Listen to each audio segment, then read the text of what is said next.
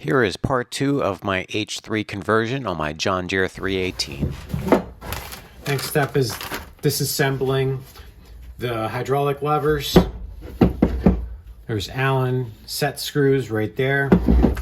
The kit comes with a new set of spacers and other pins and linkages to hook this all up.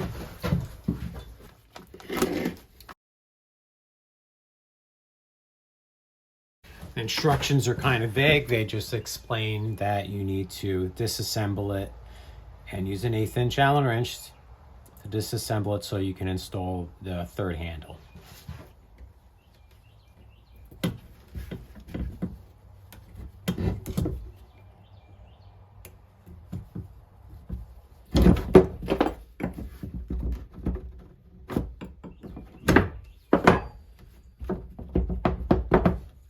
Make sure you note how the keyway is aligned with the lever. Next, remove the half-moon key stock, followed by the spacer. Do the same for the second lever. Okay. Again, set screws lined up with the keyway.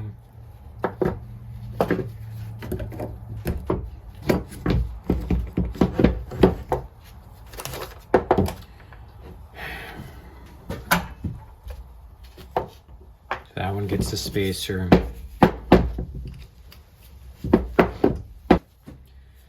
And here's the new lever. From the picture, it looks like the new one.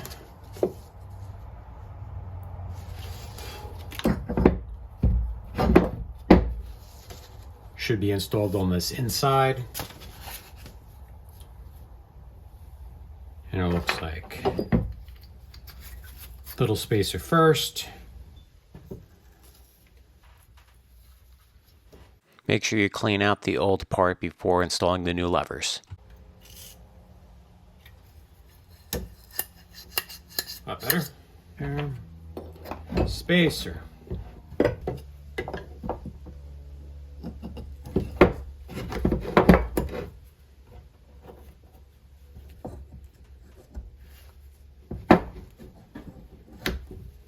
Okay.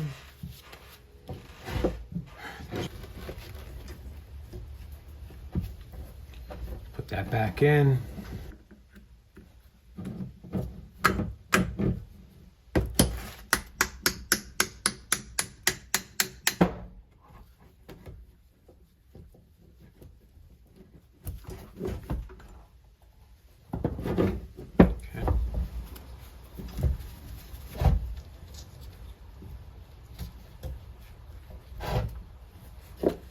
This one goes out to the outside.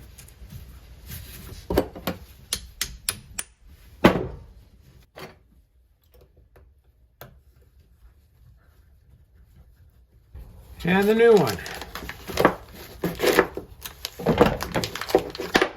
I'll need that new half-moon key.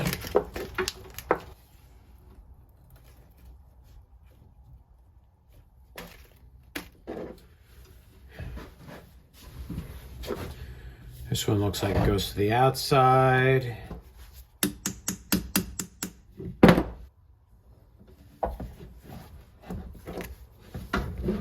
It's close enough.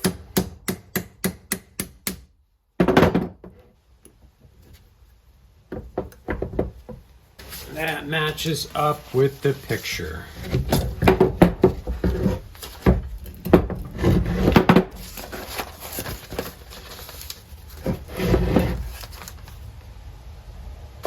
Handle. By the way, here's the handle part number.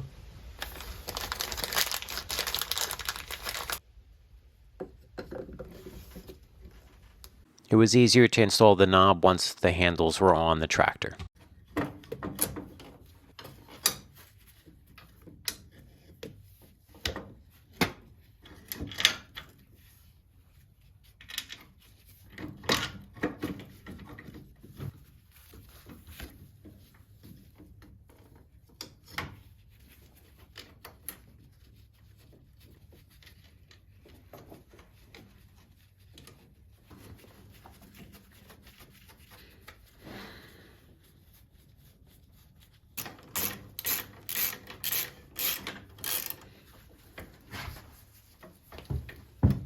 here's how it looks now.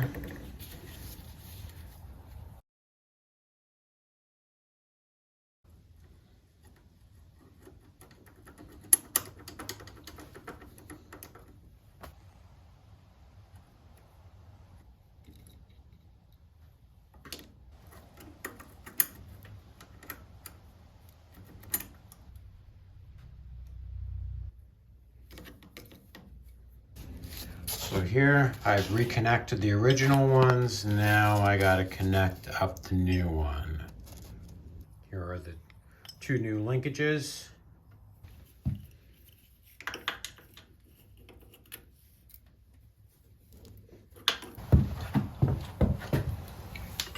New linkage.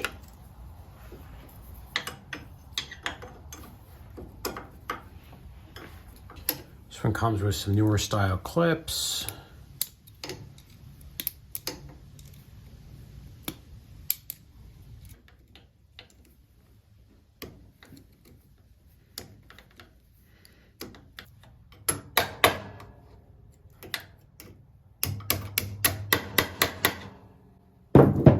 There we go.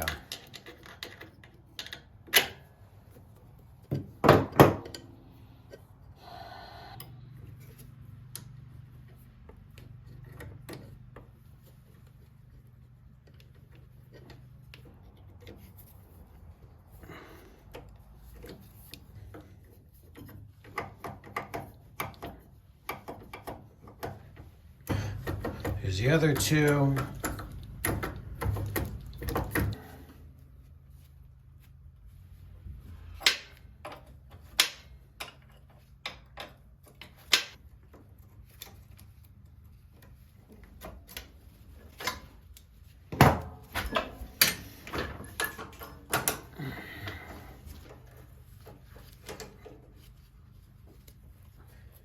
Now this line clearly was supposed to be aimed down. For this line, I had to bend a little bit straighter up and down in order for me to connect it back up.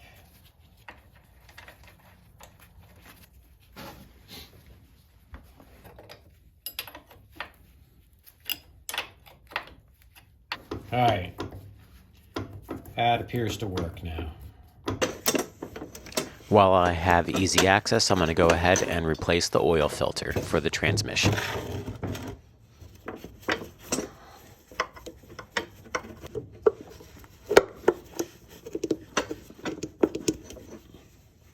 Since my oil level line for the transmission is getting pretty old and stiff, I'm going to go ahead and replace that now. Now to reinstall the dash, or at least the side panel.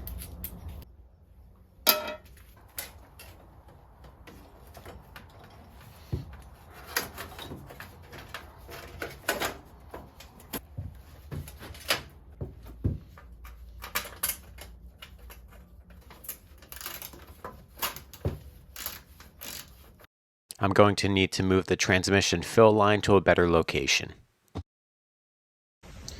All right, so the battery tray is going to lay right in here. Because of now this auxiliary valve, this hose is a little too short.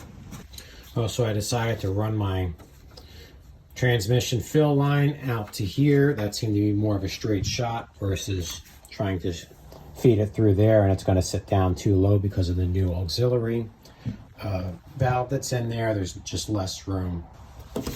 Watch when installing the battery box.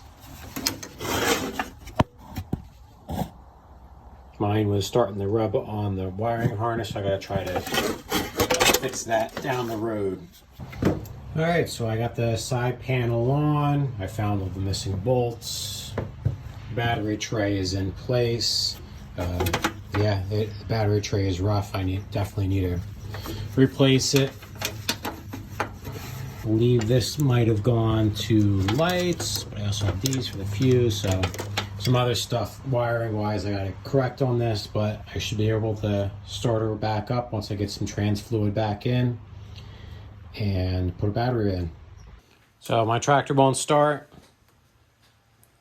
Here I have 12 volts.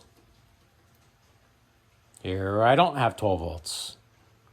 Now that I got the battery cable off, I can see why it wasn't really making great connection. It was just laying in there,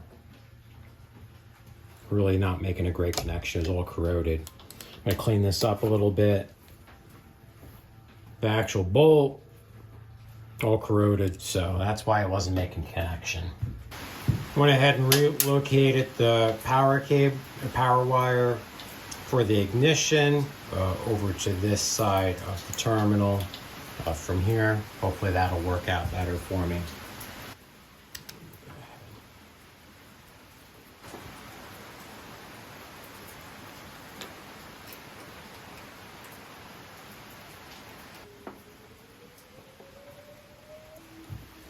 Positive,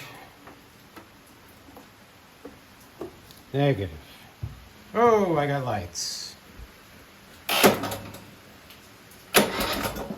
All right, it works again. All right, choke is out. Fuel, got on reserves. Throttle. There you go.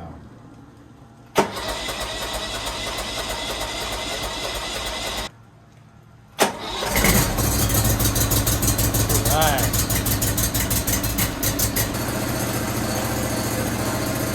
Now let's see. Let's do front here.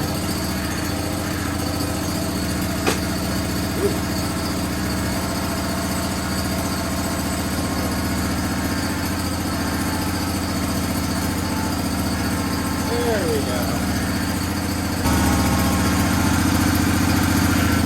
Good. This should be my loader. So it looks like I am leaking from somewhere. What is leaking? Well, it's spring. Haven't had a chance to work on this all winter. I need to figure out where it's leaking from and get that fixed.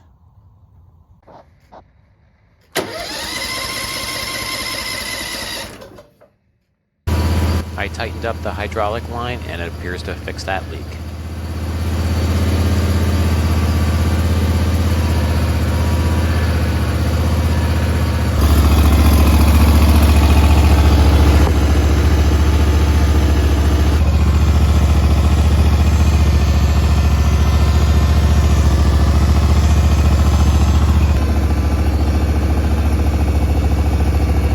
I found one more leak at the T-fitting there with the cap on it. I didn't have the cap tight, and the jam nut was also loose. So I finally have the John Deere 318 converted to H3.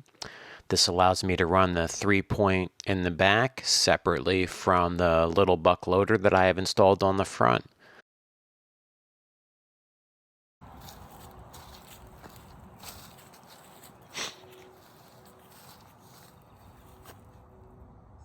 It does have a repower from Small Engine Warehouse. I've had no problem with it other than the throttle connection is a little too long, but everything else has been great as far as operation. I normally run 4 weights in the back along with the tire chains and wheel weights, and that's to combat the weight of the loader on the front. Thanks for watching. Now I'm going to go ahead and put this thing to work. I'm really excited to see how well it performs.